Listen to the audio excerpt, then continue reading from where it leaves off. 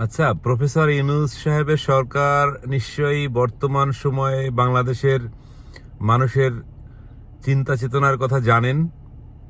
আগামী ইলেকশনকে সামনে রেখে যখন তিনি একটি পক্ষপাতিত্বমূলক নির্বাচন করতে যাচ্ছেন, যেখানে তিনি ইচ্ছা করে আওয়ামী লীগকে নির্বাচনের বাইরে রাখছেন, কারণ তিনিও একটি দল হিসাবে এখানে উজ্জ্বলভাবে খেলছেন। যেমন আওয়ামী লীগ, বিএনপি, জামাত, অন্যান্য দল, এখানে ইউনূসও একটি দল। ইউনূস একটি দল, শুধু ইউনূসের দল না, ইউনূসের এই দলটি কারো কারো হয়ে প্রক্সি খেলছেন। ধরেন তিনি জামাতের হয়ে খেলছেন, এনসিপির হয়ে খেলছেন, খানিকটা বিএনপির হয়ে খেলছেন, খানিকটা আমেরিকার হয়ে খেলছেন, সিআইএর হয়ে খেলছেন।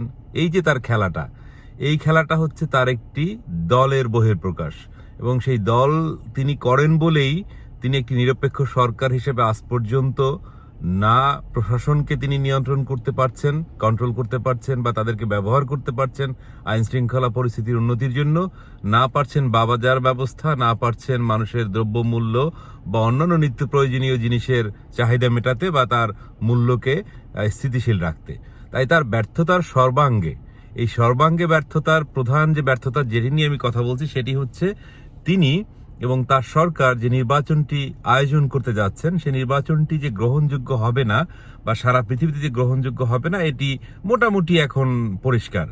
কারণ আমার কাছে যে বিষয়টি ভাবায়, সেই বিষয়টি হচ্ছে এই মুহূর্তে যদি আপনি জরিপ করে দেখেন যে যারা দিনমজুর শ্রেণীর, যারা সাধারণ প্রান্তিক মানুষ, যারা কোনো না কোনোভাবে বর্তমান সরকারের এই আমলে ক্ষতিগ্রস্ত হয়েছেন, ক্ষতিগ্রস্ত বলছি এই কারণে যে তারা তাদের বাজার ব্যবস্থা বা বাজার মূল্য বা বাজার করতে যে তাদের নাভিশ্বাস উঠেছে, তারা তাদের মত প্রকাশের স্বাধীনতা পায়নি, তারা মবে শিকার হয়েছে, তারা নিরাপত্তাহীনতায় ভুগেছে, তারা প্রয়োজন অপ্রয়োজন নিগৃহীত হয়েছে, চাঁদাবাজির শিকার হয়েছে, তারা একের অধিক চাঁদাবাজির শিকার হয়েছে।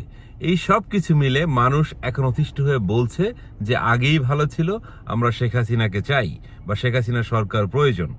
দেখুন, যদি আজকে ভোট বা সুষ্ঠু একটি ভোট দেয়া হয়, তাহলে আমি শিওর যে এই যে বৃহত্তম জনগোষ্ঠী, যে জনগোষ্ঠী কোনো না কোনোভাবে বাংলাদেশের বিভিন্নভাবে তারা বেনিফিটেড ছিল, তারা বয়স্ক ভাতা পেয়েছে, বিধবা ভাতা পেয়েছে, তারা হাউজিং প্রকল্পে বাড়ি পেয়েছে, তারা মুক্তিযোদ্ধা ভাতা পেয়েছে, তারা বিভিন্নভাবে বেনিফিটেড ছিল, স্বাস্থ্যসেবা নিশ্চিত ছিল অনেকটাই। এই সব কিছুর কারণে মানুষ অবশ্যই একটি সরকারের উপর আস্থার জায়গা গড়েছিল। তাদের দুর্নীতির জায়গা রয়েছে, সেটা তারা অনেকেই বলছে যে দেখুন দুর্নীতি করেছে, কিন্তু আমাদের লেভেলে সে দুর্নীতি হয়নি, দুর্নীতি হয়েছে উচ্চ পর্যায়ে। এখন উন্নয়নের সাথে দুর্নীতি থাকবে, এটা যে সরকার ভবিষ্যতে আসবেন তারাও করবেন, ইউনূস সরকারও করেছেন, তাহলে আওয়ামী লীগ করলে সমস্যা কোথায়? সে বিষয়টিতে আমি যাচ্ছি না। বিষয়টি হচ্ছে এটা যে এই মুহূর্তে যদি একটি নির্বাচন দেওয়া হয়, সুষ্ঠু নির্বাচন দেওয়া হয়, তাহলে অবশ্যই আওয়ামী লীগ আগের চেয়ে অনেক বেশি ভোট পেয়ে নির্বাচিত হবে বলে আমি বিশ্বাস করি। কারণ আমি যখন সাধারণ মানুষের সাথে কথা বলি, তখন তারা এই কথাগুলো বলছে। এখন প্রশ্ন, অনেকেই বলতেন যে আওয়ামী লীগের একটা সিংহভাগ ভোটার রয়েছে। শুধু সিংহভাগ ভোটার নয়, যেসব মানুষরা আওয়ামী লীগের শাসন আমলে জীবনের নিশ্চয়তা ছিল, যেসব আমলে মানুষের পেটের নিশ্চয়তা ছিল, স্বাস্থ্যের নিশ্চয়তা ছিল, চিকিৎসা নিশ্চয়তা ছিল, মানুষ অন্তত দেশের বাইরে যেতে পারতেন কাজের জন্য।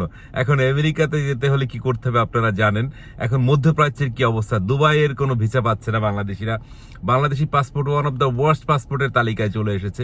এরপরও যদি বলেন যে আওয়ামী লীগ সরকার খারাপ ছিল, সাহস তো একটা নির্বাচন দিয়ে দেখেন প্রফেসর ইউনূস সাহেব, পারলে নিয়ে আসেন আওয়ামী লীগকে। এতটা ভয় পাচ্ছেন কেন? হ্যাঁ, কারণ ভয় পাচ্ছেন এই কারণেই, কারণ আপনি অবৈধভাবে ক্ষমতা দখল করেছেন, আর ক্ষমতা দখলকারী আপনি আরেকটি দল।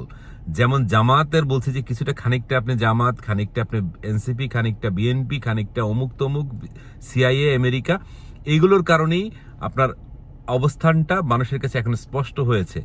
আপনি যদি আর বেশ কিছুদিন থাকার চেষ্টা করেন, ধরেন 12 তারিখে নির্বাচনটি হলো না, আপনি 1 বা 2 মাস, তাহলে আপনাকে এই মানুষগুলো টেনে হিসেবে নামিয়ে ফেলবে। কারণ মানুষ আপনার উপর আস্থা হারিয়ে ফেলেছে এবং মানুষ দেখে ফেলেছে যে আপনি কতটা ওয়ার্স্ট এবং কতটা খারাপ হতে পারেন বাংলাদেশের মানুষের জন্য। এখন আমার প্রশ্নটি হচ্ছে যে আপনি কি করবেন?